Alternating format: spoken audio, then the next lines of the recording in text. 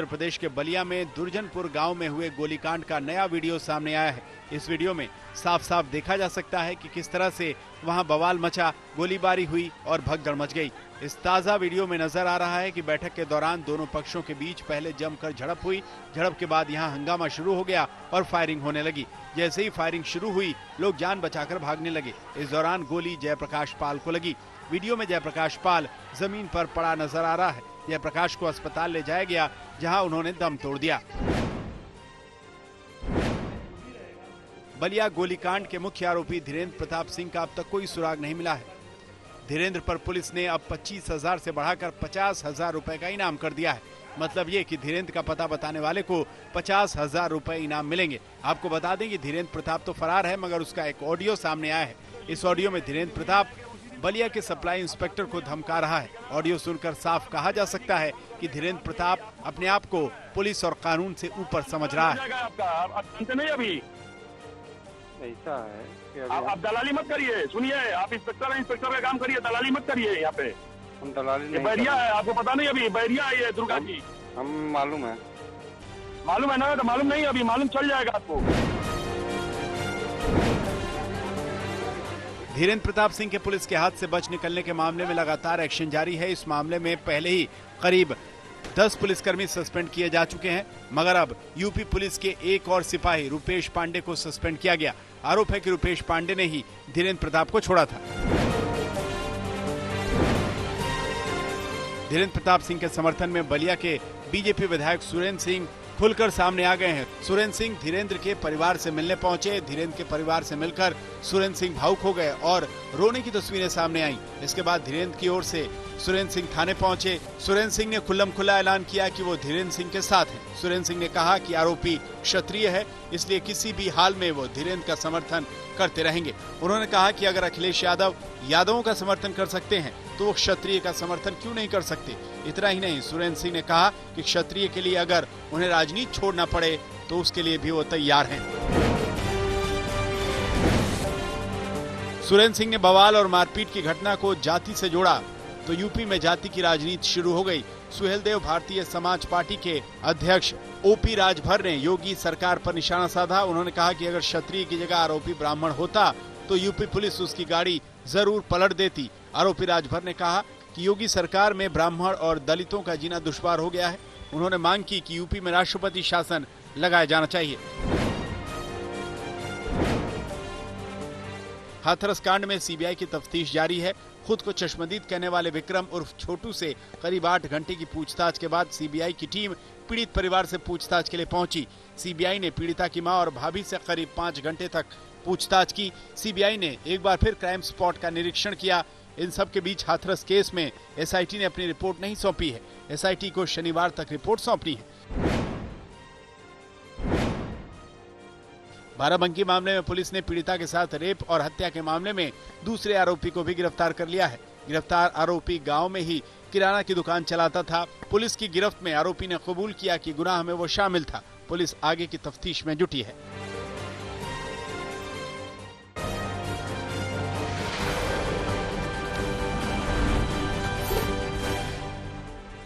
बिहार में वोट कटवा पर हाहाकार मचा है। बीजेपी के बयान पर एलजेपी अध्यक्ष चिराग पासवान ने पलटवार किया है। चिराग ने कहा कि अगर उनकी पार्टी वोट कटवा है तो 2014 से साथ क्यों रखा। बीजेपी के वोट कटवा बयान के पीछे चिराग इसे बिहार के सीएम नीतीश कुमार के दबाव में बता रहे हैं। चिराग के मुताबिक चुनाव बाद अगर नीतीश कुमार बिहार के सीएम बने तो उनकी पार्टी विपक्ष में बैठना पसंद करेगी। बिहार में चुनाव प्रचार जोरों पर है। अब वर्चुअल रैली की जगह नेता जनता के बीच जा रहे हैं। गया, औरंगाबाद और जहानाबाद में नीतीश कुमार लोगों को संबोधित करेंगे। नीतीश कुमार एनडीए के सीएम पद के उम्मीदवार हैं। बिहार में आज बीजेपी की कई रैलियां हैं। केंद्रीय मंत्रियों ने भी यहां पर डेरा डाल दिया है। आज केंद्रीय मंत्री रविशंकर प्रसाद भभुआ और चेनारी में लोगों को संबोधित करेंगे। वहीं महाराष्ट्र के पूर्व सीएम देवेंद्र फडणवीस आज भागलपुर, सासाराम, बोधगया में बैठक करेंगे। जबकि बीजेपी प्रदेश अध्यक्ष डॉक्टर संजय जायसवाल और केंद्रीय गृह राज्य मंत्री नित्यानंद राय दरौली, कोइलवर, कटोरिया में बीजेपी के लिए वोट मांगेंगे।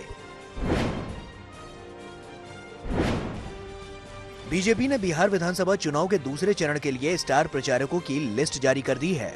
दूसरे चरण में स्टार प्रचारकों में राजीव प्रताप रूडी और शहनवाज हुसैन को शामिल किया गया है, जबकि पहले चरण के स्टार प्रचारकों की लिस्ट में दोनों नेताओं के नाम नहीं थे। पीएम मोदी इस बार बिहार में 12 रैलियां करेंगे। सबसे पहले 23 अक्टूबर को सासाराम, गया और भागलपुर में जनसभा को संबोधित करेंगे।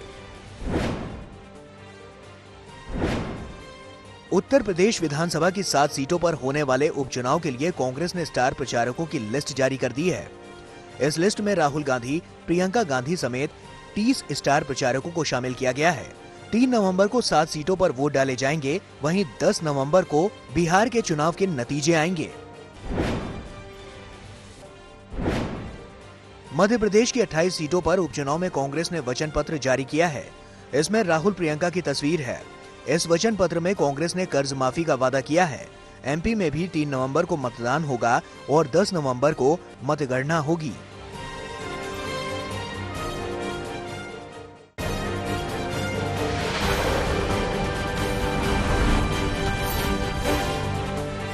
देश में कोरोना वायरस संक्रमण के मामले 74 लाख को पार कर गए। पिछले 24 घंटे में देश में कोरोना के 62,000 नए मामले सामने आए, जबकि 24 घंटे में 837 लोगों की मौत हुई है। केंद्रीय स्वास्थ्य मंत्रालय के मुताबिक पिछले 24 घंटे में 62,212 नए मामले सामने आए हैं। देश में अब तक 65 लाख से ज्यादा लोग कोरोना से ठीक हो चुके हैं। इसके साथ ही कोरोना से ठीक होने वालों की दर 88% हो गई है। वहीं देश में कोरोना से मृतकों की संख्या बढ़कर 1,12,998 हो गई। महाराष्ट्र में कोरोना की रफ्तार पहले से तो कम हुई है, मगर अभी भी यहाँ हालात चिंताजनक है। बात अगर 24 घंटे की हो तो पिछले 24 घंटे में कोरोना के 10,000 से ज्यादा केस सामने आए। 24 घंटे में कोरोना से करीब 250 लोगों की जान चली गई। सूबे में अब तक 1,85,000 से ज्यादा एक्टिव केस हैं, जबकि एक दिन में 14,000 से ज्यादा लोगों ने संक्रमण को मात दिया है। दिल्ली में कोरोना की रफ्तार अब मध्यम जरूर पड़ने लगी है, मगर अभी भी यहाँ खतरा बरकरार है। पिछले 24 घंटे में दिल्ली में 3,000 से ज्यादा कोरोना संक्रमित मिले हैं, जबकि 24 घंटे में 22 लोगों ने संक्रमण से दम तोड़ा है। अगर दिल्ली में कोरोना के कुल एक्टिव केस की बात की जाए तो वो 22,814 हैं। तमाम हिदायतों के बावजूद पंजाब में अलग अलग जगह पर पराली जलाने का सिलसिला नहीं थम रहा है। ताज़ा तस्वीरें जालंधर से आई हैं। जालंधर के रुक्का कालन में पराली जलाई जा रही है। देखिए किस तरह से खेत में पराली जलाई गई है। ऐसे एक नहीं, कम से कम दर्जन भर से ज्यादा जगहों पर आग लगी है और पराली जल रही है। अमृतसर के देवीदासपुर में भी पराली जलाए जाने की तस्वीरें सामने आई हैं। पराली जला रहे किसानों की माने तो उनके पास किसी तरह का कोई रास्ता नहीं है। किसानों ने आरोप लगाया कि हाईकोर्ट के आदेश के बाद भी पराली के लिए मिलने वाले 2,500 रुपए भी उन्हें नहीं मिले हैं। मजबूरी में वो पराली जला रहे हैं। पंजाब और हरियाणा में जलाई जा रही पराली का असर दिल्ली की हवा पर पड़ रहा है। पराली की वजह से दिल्ली की हवा प्रदूषित होती जा रही है। आम आदमी पार्टी के नेता राघव चड्ढा ने कहा, 2 दिन के भीतर दिल्ली की हवा में पराली की वजह से 13% से बढ़कर 19% प्रदूषण हो गया है। जम्मू कश्मीर के अनंतनाग में सुरक्षा बलों को बड़ी कामयाबी मिली। यहां सुरक्षा बलों ने एक आतंकी को मार गिराया। आतंकी के पास से सुरक्षा बलों ने AK-47 बरामद की है। सुरक्षा बलों को आतंकी के छिपे होने की सूचना मिली थी। सुरक्षा बलों ने सर्च ऑपरेशन चलाया तो आतंकी ने फायरिंग शुरू कर दी, जिसके बाद मुठभेड़ में वो मारा गया।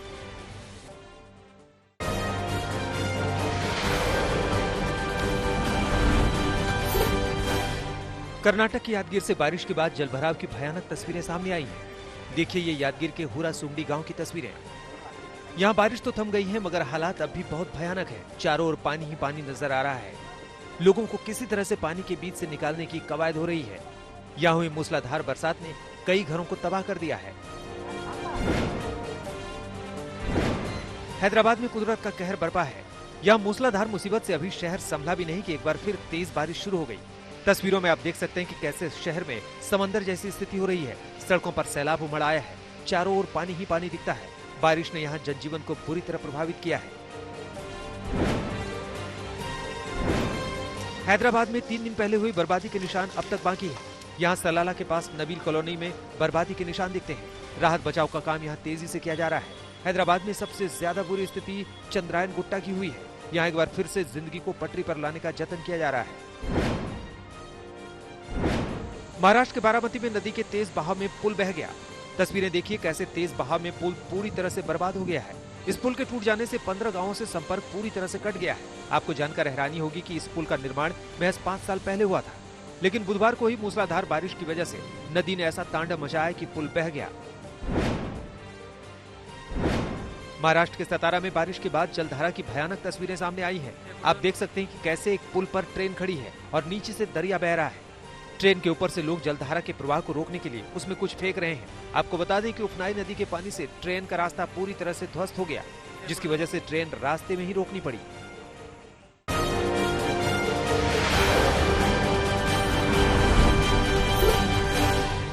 आईपीएल में सट्टेबाजी को लेकर मेरठ में 10 लोगों को गिरफ्तार किया गया है। आरोपियों में तहसील का बाबू ईशांत भी शामिल है। इनके कब्जे से करीब 1.5 लाख रुपए की नकदी बरामद की गई है। 4 आरोपी लाल कुर्ती पुलिस ने और 6 आरोपी को सदर पुलिस ने गिरफ्तार किया। शुरुआती जांच में पता चला है कि मेरठ में ही सटोरिये कई जगहों पर सट्टेबाजी को अंजाम दे रहे थे। देहरादून में 45 साल के एक शख्स की लाश मिली है। झांझरा इलाके में मौके पर पहुंचकर पुलिस ने तफ्तीश शुरू कर दी है। मृतक यूपी का बताया जा रहा है। मृतक की पत्नी के मुताबिक पति गांव के लिए निकले थे और उनके पास 50,000 रुपए थे। पुलिस पैसे के चक्कर में हत्या की आशंका जता रही है।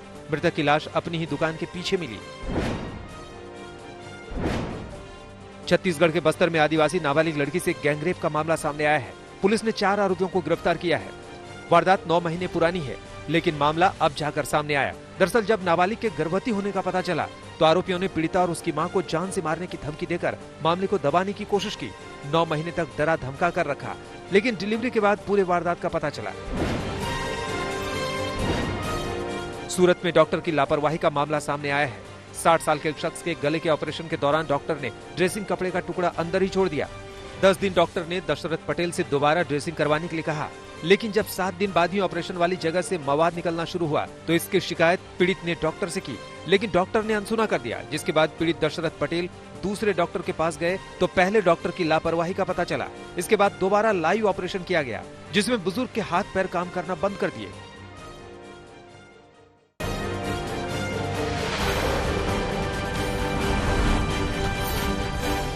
अलीगढ़ पुलिस को बड़ी कामयाबी हाथ लगी है। पुलिस ने 1.5 किलो सोने की ईंट के साथ करीब 1.25 करोड़ रुपए जब्त किए हैं। पुलिस ने अंतर्राज्यीय गैंग के 5 बदमाशों को गिरफ्तार किया है। चोरी की शिकायत दर्ज कराने के बाद पुलिस ने अभियुक्तों को धर दबोचा। ज्यादा तफ्तीश के लिए कस्टम को जांच सौंपा गया है। यूपी के गोंडा में पुजारी पर जानलेवा हमला करने के मामले में पुलिस ने बड़ा खुलासा किया है। पुलिस ने मंदिर के मुख्य महंत सीताराम दास समेत 7 लोगों को गिरफ्तार किया है, जबकि एक आरोपी अब भी फरार है। हमले में इस्तेमाल हथियार को भी बरामद कर लिया गया है। पुलिस के मुताबिक मुख्य पुजारी महंत सीताराम दास ने मौजूदा ग्राम प्रधान और उनके 2 बेटों के साथ मिलकर हमले को अंजाम दिया था। महंत सीताराम दास ने अपने विरोधियों को फंसाने की साजिश में पुजारी पर हमला करवाया था। घायल पुजारी का इलाज चल रहा है। यूपी के मुरादाबाद में नवरात्र के पहले ही दिन मंदिर में एक संत की संदिग्ध परिस्थितियों में मौत हो गई। पुलिस ने शव को पोस्टमार्टम के लिए भेज दिया है। पुलिस के मुताबिक संत के शरीर पर चोट के कई निशान मिले हैं। पोस्टमार्टम रिपोर्ट आने के बाद पुलिस आगे की कार्रवाई करेगी। संदिग्ध हालात में संत की मौत के बाद हिंदू संगठनों में गुस्सा देखा जा रहा है। वाराणसी में 2 सगे भाइयों पर सोते समय धारदार हथियार से हमला किया गया। इस हमले में एक की मौत हो गई, जबकि दूसरे की हालत गंभीर है। चौबेपुर थाना क्षेत्र के मुरीदपुर गांव में इस वारदात के बाद लोग सहमे हुए हैं। पुलिस ने पड़ोसी को हिरासत में ले लिया है। वहीं गांव के कुछ और युवकों की तलाश है। महाराष्ट्र के औरंगाबाद में 7 साल की बच्ची के साथ रेप की कोशिश की गई। बदमाशों ने नाबालिग के होंठ काट दिए। पीड़िता को सरकारी अस्पताल में भर्ती करवाया गया है। पुलिस कमिश्नर का दावा है कि इस मामले में जल्द से जल्द आरोपी पकड़े जाएंगे और उस पर सख्त से सख्त कार्रवाई की जाएगी।